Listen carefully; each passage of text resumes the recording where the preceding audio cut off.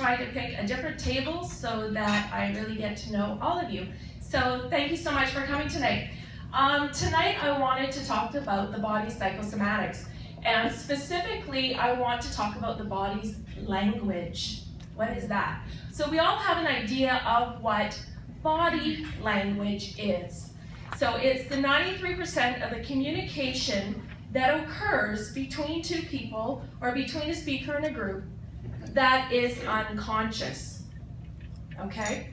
So what I want you to understand is that when your own physical body is communicating with you, 93% of that communication is unconscious as well.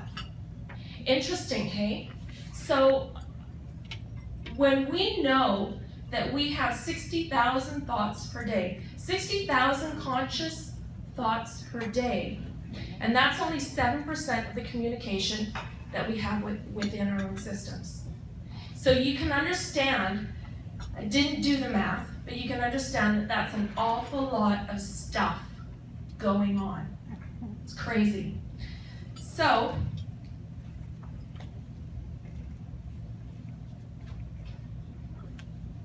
with the unconscious, I can't even read my writing here.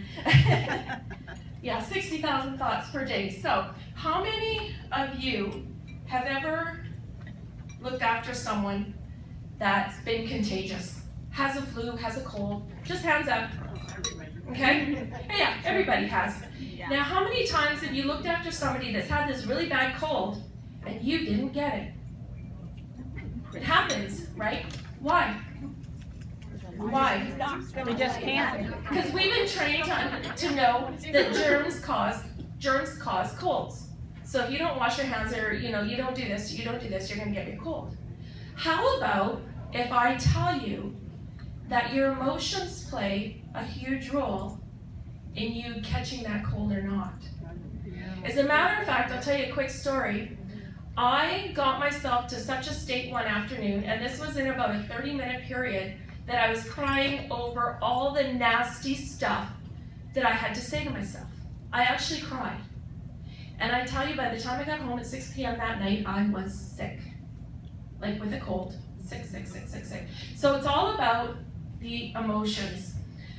Through the work of scientists and scientific writers such as Greg Braden, some of you might have heard of Dr. Bruce Lipton, the Institute of HeartMath, and even the U.S.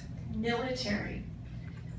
They are all testing and trying to understand how this works. And they've even discovered that human emotions change the shape of DNA. Wow. Who knew that you have that kind of authority and power? So what does this mean for you, right? It's generally accepted that we are born perfect. That for our that when you're born, just like this puppy here, just like the puppy, when you are born perfect. Yeah. So doesn't it also serve us to know that any imperfections that we are born with are what we need to allow the Spirit to learn the lessons it has to learn. So, in knowing what we need to learn, what is the pain or illness, your pain or illness or disease, what is it trying to tell you? Pull out your worksheet. Y'all have a worksheet. Most of you, there's a couple ladies at my table that don't have it, and I apologize for that. Usually there's a couple of empty seats. You have this worksheet here. You have this worksheet here. So we're just going to quickly go through it. Okay, you can either, I'm gonna use my own thing. You can use your own thing. So the first thing is, name the pain, illness, or disease you're feeling. It can be anything. It can be actual pain, like a sore knee or arthritis. It can be an illness, cancer, diabetes, or it can be emotional pain, anxiety, or depression. So name it.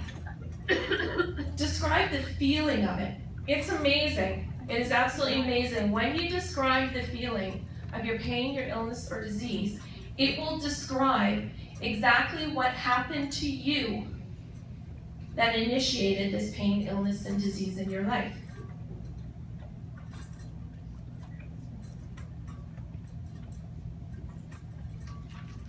Where on the body do you feel it? It can be in your joints or in your muscles, or showing externally on the body. The example I was going to use tonight is fat. Okay?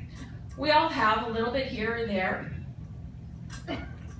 Now, when you're looking at these illnesses and disease, the first thing I want you to do is I want you to be thankful for it. You're like, what? Thankful? What the heck? Yes, be thankful, because at least it's showing itself to you, and once it shows itself to you, it's showing you what's wrong. It's like a little child that's crying. When you see tears on a child, you know something's wrong, and you can go look after that child. Same situation. Absolutely same situation. So the first thing you need to do is thank it. Say, thank you so much for loving me so much that you would be willing to show yourself to me so that I can now do something about it. What do you think of that? That's hard, hey? I have this one lady, quick story. One lady, vertigo. Okay, y'all know what vertigo is, right? You feel like this. Okay, I don't need to explain. So,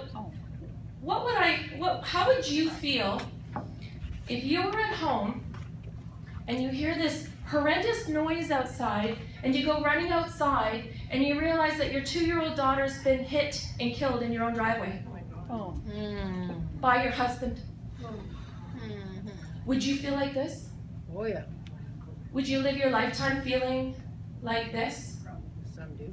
It manifested in her as vertigo. Through working with me, we did 6 sessions together, and I'm an energy healer, expert energy healer, and I teach people how to work with their own energies. After the 6th session, her and I did some work. The work we were doing, I had to be really careful with her. I was bringing her out, and I knew that the results would be that she would be feeling dizzy. And I didn't want to really aggravate her vertigo, brought her out very slowly. My 5 guides were with me, and she said, who's that? And she saw, I've actually lost a daughter as well. She saw my daughter, who works with me. And I said, actually, she's with me. I said, what else do you see? And she said, who's that? And I said, you tell me. It was her daughter. They actually had, in front of me, a one-on-one conversation, not through me.